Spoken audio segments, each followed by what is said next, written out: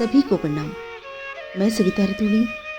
क्या आपने भी कभी इस बात पर मनन किया कि प्रसन्नता इच्छित भौतिक वस्तुओं से होती तो है, पर वो देर तक टिकती नहीं है, क्योंकि उससे भी बड़ी उपलब्धि मनुष्य को दबोचती रहती है और बड़ी खुशियाँ मिलने पर छोटी खुशियाँ अपर्याप्त लगने लगती है, असंतोष उत्पन्न कर देती हैं, चिंताओं और ग्लानियों से लदा देती हैं। संतोषी, प्रसन्नचित्त, कर्तव्यपरायण, सज्जन, समझदार, ईमानदार, जिम्मेदार और बहादुर मनुष्य इन छोटी छोटी खुशियों से प्रभावित नहीं होते हैं, बल्कि अपनी मंजिल की ओर लगातार चलते रहते हैं। परेशानी और कठिनाइयाँ उनके जीवन में आती रहती हैं, पर वो उन्हें अपनी परीक्षा मानते हैं कि समाधान खोजने या सहने का पराक्रम या साहस उदय हुआ या नहीं। उनकी प्रसन्नता और प्रफुल्लता को कोई छीन नहीं सकता। उनकी इस प्रसन्नता और प्रफुल्लता का राज है उनका स्व का ज्ञान। तो आज की मेरी इस कविता का शीर्षक है स्व का ज्ञान। अब ख्वाहिशों को तनिक सिमटने दो, कभी तजुर्बों को भी करवट बदलने दो।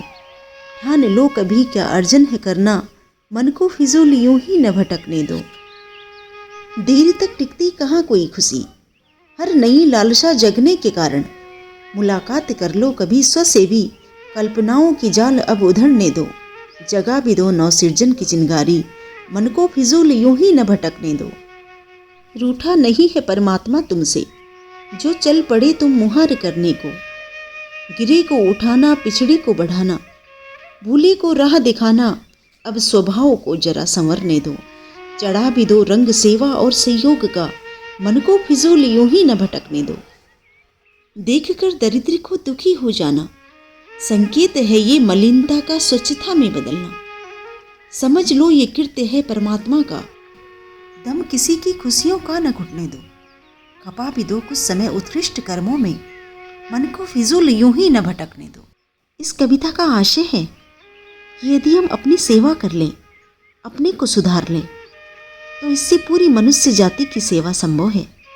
क्योंकि किसी को सन्मार्ग पर चलने की शिक्षा देकर उसकी कष्टों और चिंताओं का समाधान हो सकता है, लेकिन यह कार्य उपदेशों से नहीं, बल्कि अपने आदर्शों को स्थापित करके संभव है। फिर मिलते हैं ऐसी एक प्रेरणादायक कविता के साथ। आप सभी का धन्यवाद। आपकी सविता।